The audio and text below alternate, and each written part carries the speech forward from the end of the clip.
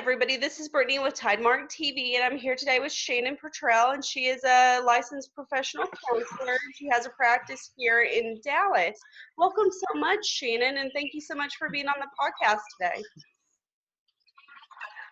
Thank you. I appreciate the invitation. Yeah, and so we are going to be talking today about narcissists and what it looks like when you're in an abusive relationship with a narcissist. So could you tell me a little bit about how you got involved with this kind of work that you're doing specifically, Shannon? Sure, I'm happy to. So actually what led me to this work was a lot of personal experience. After I got a divorce, I thought that everything would be so much easier, and it kept getting harder and harder. And so I started trying to figure out what it was that was causing me to still be engaged and connected and triggered, even though we were divorced. And through my research, I realized that he has narcissistic personality disorder. Even though I wasn't his therapist, I was checking off all of the different criteria. And then I was also talking with some of my colleagues who are therapists in Dallas, and what we found was that so many of us had similar experiences. And so I partnered up with a couple of other therapists, and we started doing research on narcissistic victim syndrome and trying to understand it, because between the three of us therapists, we had seen a total of 11 counselors while we were married, and no one caught what we were dealing with. And we were seeing some really seasoned therapists. So we realized that there was this huge gap between understanding narcissistic personality disorder and really understanding what happens to the people in their lives and how those behaviors cause trauma to their loved ones or to anyone that they kind of have a close relationship with. Mm-hmm. And so for folks who aren't familiar with what narcissistic personality disorder looks like, what are some of the big features or traits that you would see? So in order for somebody to be diagnosed with narcissistic personality disorder, they have to have 4 out of the 9 criteria in the DSM-5. But what we've found is that narcissistic personality disorder is actually kind of a spectrum disorder. And so people can have some of the traits without having the actual disorder. And certain traits are actually more damaging to relationships than others. So the main trait in narcissistic, trait is grandiosity. And basically that is an inflated sense of self. So they really and truly believe that they are better than everyone else. And as a result of that, they expect preferential treatment. They do not believe that the rules apply to them. And it can actually, they lack empathy for others. And as you get further along on the spectrum, it can actually get to a level of psychopathy, where they're actually, psychopathic or sociopathic. So. Gotcha. And so what would if you were in a relationship with a narcissist, what would some of the behaviors be that you would see? Well, the one thing that we found that kind of differentiated narcissistic abuse from other forms of emotional abuse is a very specific relationship cycle. So when you are in a relationship with someone with these tendencies, the very first stage in the relationship is what's called idolized. And in this stage, it's like love bombing, where they think you are amazing and that they just are incredibly complimentary and supportive. They are in tune, they pay attention, they can mirror empathy even if they're not experiencing it. And so you kind of feel like you are on top of the world. And what happens in that stage is it creates an attachment to that person. And like it's using the mirror neurons in our brain and creates this emotional attachment. But it doesn't stay at that level. The next stage in the relationship cycle is what's called devalue. And in that stage, there begins some criticism, and they start to use the things that they learned about you in the idolized stage as weapons against you. So they will, you know, make snide comments or kind of just, it's an attempt to trigger feelings of inadequacy. And so it's criticism, it's judgment, it is those sorts of comments. And what ends up happening then is the victim in it starts to try to work harder to please the narcissist. Okay, so now they are trying to prove them wrong or trying to please them. Okay, so it's shifted from this feeling of a mutual relationship to the start of this unidirectional relationship where the victim is working harder than the narcissist. Then the next stage in the relationship after devalue is replace. And in replace stage, it does not mean that they are ready to be out of the relationship. What they do is like comparison to others, or it's just a threat that you could be replaced. So it could be something like, if it's a romantic relationship, it could be something like, oh, I got an email today from my ex-girlfriend. She really wants to get back in with me. Oh, but I told her that we were in a relationship and we were happy. So it's just enough of a threat. Or if it's a boss, it could be like, man, John is doing such an amazing job. You know what? I think he's gunning for your job. Those kinds of comments. So in the replace stage, again, it just is this threat that you could be replaced, which connects with the normal human fear of rejection. And so again, what ends up happening then is the victim is trying harder to prove their worth, to stay connected. The next stage in that relationship cycle then is what's called discard. And again, discard does not mean they are ready to be out of the relationship. Discard could be silent treatment. It could be talking over you. It's dismissive. They could actually kind of ghost for a little bit. And that then for the victim triggers fears of abandonment and can almost create a level of panic around the relationship. And then the last stage in that cycle is what we call hoovering, kind of like the vacuum, where they try to suck you back into the relationship. And they can do that by either pretending like nothing ever happened and nothing is wrong, or telling you why it's all your fault and that you should make it right. Or they can sometimes like somewhat apologize, but it's always couched with a yeah, but, right? Oh, I did this, but you did this. So it still comes back to the victim's fault. But the relief that the victim feels in just being reconnected, they have a tendency then to disregard that bad behavior. But that cycle continues. And so what we find is that when you're in a relationship with someone with these narcissistic tendencies, they like you never really feel safe.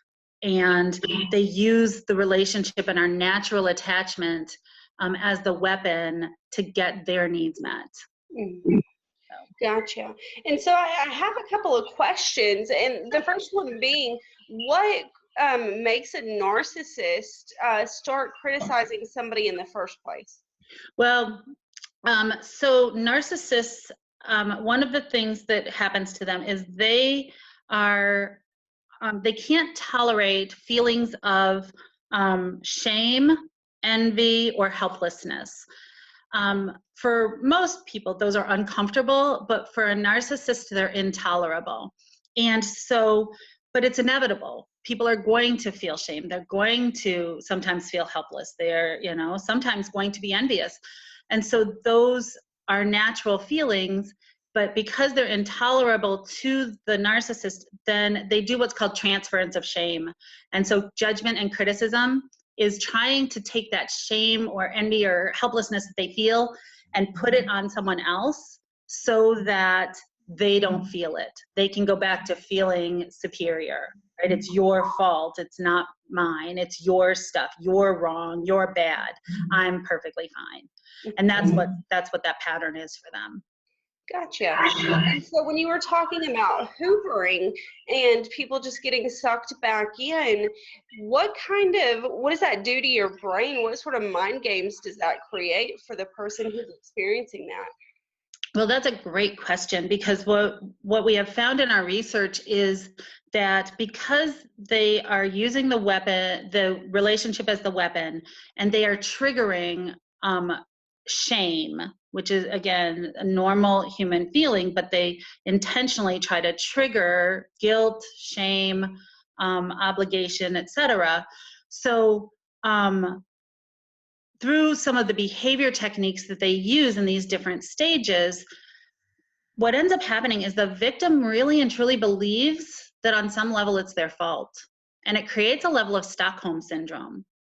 So that was one of the things that we found that was so intriguing about this, is that because of the Stockholm syndrome, like when couples come into counseling or somebody will come into counseling, they really and truly believe that they are broken and defective. And if you will just fix them, then the narcissist will be okay.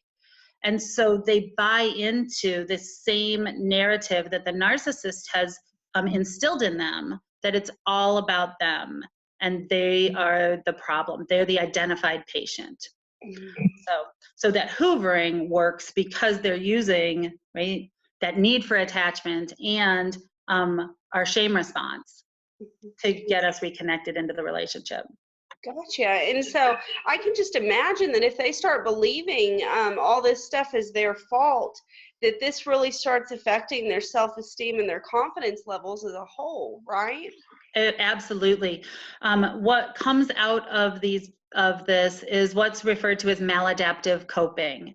And so it's usually the maladaptive coping that gets somebody into therapy. So they're drinking too much, or they're depressed, or they are anxious all the time, or they, have an eating disorder. So people really struggle then with self-care. So they struggle with taking care of themselves physically because of the narcissist's capacity to twist the narrative. They have a lot of cognitive distortion around this. And because these little relationship traumas can kind of add up to complex PTSD, they're going to have trouble with emotional regulation. They can actually look bipolar, because when they are in the idolized stage, they are high. When they are in the devalue stage, they're suicidal. So they can almost look like they are bipolar or borderline. A lot of the times, because of the stress of this relationship, they have disengaged socially. So they are struggling socially. And then there's also challenges with a spiritual component, not a religious component, but a spiritual component. There was one of the researchers, I think it was Landy Bancroft, but I'm not positive, who called it soul murder, because you end up being almost like a ghost of your former self, trying to be the person that the narcissist says you should be. And so that is what shows up in therapy, is all of those outcomes. And so when you specifically talked about soul murder, I tend to conceptualize that as just like a loss of identity, like you don't even know who you are at this point anymore. Am I hearing that correctly? Yes, that is absolutely correct. That was actually one of my big wake-up calls, was when my mom said to me that, like, I'm pretty independent, I'm pretty strong-willed, I can be kind of stubborn. And she said to me that she didn't recognize me, that she was wondering where her strong, independent, stubborn daughter had gone, because it wasn't safe to be like that. It wasn't emotionally safe to be that way. And I would imagine that when you get stuck in this kind of like soul murder stage where you've had this loss of identity, that there's a lot of walking on eggshells with relationships in general, just trying to not cause anybody to criticize you or make you angry, or not make you angry, but make them angry, and just try to Yes. avoid conflict and confrontation, I would imagine. Yes. Again, it's kind of a process when you're that raw from that relationship, and especially if because it's not just partner relationships, right? You can have a narcissistic parent. You can have a narcissistic boss. You can have a narcissistic pastor or sibling or child. And so because of how damaging those relationships are, it can undermine sense of safety in all of your relationships. Mm-hmm. Right. And so if you find yourself in one of these like relationships with a narcissist, then what options do you have available for you? Like once you've identified that, like how would one go about getting help, or Okay. just in general, like how do you begin like even thinking about leaving? Well, so first, again, like very few therapists are really familiar with this. So most of the time, the therapist has identified those relationship dynamics before the client has. But if a client, I have had some clients who have come in and said, "Hey, I'm pretty sure that my mother was a narcissist, or I think my husband's a narcissist, or my sister." And so they've already done some identification work on it. And the healing process is recognizing that the narcissist cannot change the relationship cycle. They are incapable of changing that relationship cycle. So if that is going to change, the victim has to be the one to do it. And so the best scenarios is if it is somebody that you do not have to have a relationship with, the best scenario is to disengage from that relationship so you're not continuing to re-traumatize yourself as you do your healing work. If you cannot disengage from the relationship, so it's a spouse or an ex-spouse and you have children together, or it's a parent, or even if it's your boss, then it's about trying to figure out how to maintain a level of emotional safety if you have to interact. And that is done through changing the cycle. And so you work on, there's a whole, we have a whole CEU event on what the different healing stages are when you're getting out of the narcissist relationship cycle and creating a healthy one for yourself. Mm-hmm. And so for folks who are in these relationships, I know that there's this big feeling of like being trapped, and they're like, oh my gosh, I don't even know what to do, or even if I have enough courage or oomph to be able to take the steps necessary. So for folks who might be struggling with that, who are listening today, is there any sort of advice that you might be able to give them with like crossing that first hurdle? Absolutely. It is a very difficult place. And the first stage in this healing is what's called waking up. And it kind of looks like going from this place of, this is all my fault, to, hey, wait, maybe this isn't all mine. Maybe they have a role in it, to this place of, oh, wait, this isn't mine to carry. This is their stuff. But when people are still in the relationship, the best advice I can give them is to get support elsewhere. Find somebody who gets it, who understands, who doesn't think you're crazy. Because a lot of the times, the people with these narcissistic traits can be incredibly charming. And so no one else will see the damage that is being done. So you've got to find somebody, whether that's a therapist or a friend or anyone, that can support you and validate your experience. One of the narcissist's favorite tactics is gaslighting. And in gaslighting, they get you to doubt your experience and your narrative. So you've got to have some place where they go, yeah, I can see that. I know what you're dealing with. Mm-hmm. Yeah, and I would like to add to that just because somebody says, hey, this is the truth, doesn't mean that that's actually accurate. That's just their perception, right? And there's 1,001 different other perceptions out there. So what matters most is the truth that you feel for yourself, right? That's right. And they are very skilled at getting you to doubt that, oh, wait, do I think that? Am I acting that way? You know, because again, they tap into our capacity for empathy. And so if they are saying that we did something that caused them pain, we're going to feel like guilty about that, even if that wasn't what happened. Mm-hmm. So finding somebody that understands your narrative is crucial. Mm-hmm. And I'm thinking just of all the questions that we've talked about today and just all the information that you've shared with us. And I'm wondering, is there anything else that we need to add to this that you feel like people really need to know? I think that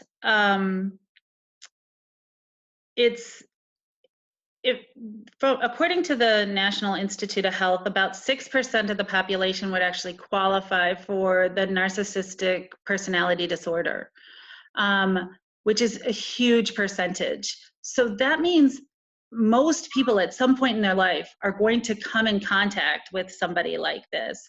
And so I think it's really crucial for people to understand it and be able to identify when they are like crossing their own boundaries, or when they are allowing somebody to get them to question their experience in it, to pay attention to that and not dismiss it.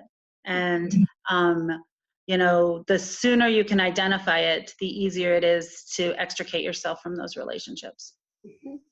Great. And so thank you so much. You're just like this wealth of knowledge, and I learned so much just about like what narcissism looks like and what an abusive relationship with a narcissist looks like. And imagine there might be a lot of folks out there who might consider working with you. So how would they go about finding you if they wanted to work with you? So I am with a group called Curus Functional Health, and we are in North Dallas. And so my email address is spurtell, that's SPURTELL, at gocurus.com. So GOCURIS.com, or my phone number, which is 469-620-6860. Mm-hmm. And is there, did you mention a website that folks could go to as well? So the website is gocurus.com. Okay, you said that. All right, I remember now. Well, thank you so much for joining us today and just being willing to share all the information that you've learned and walking your truth that you've had in your own life. Thank you, Brittany. I appreciate the opportunity.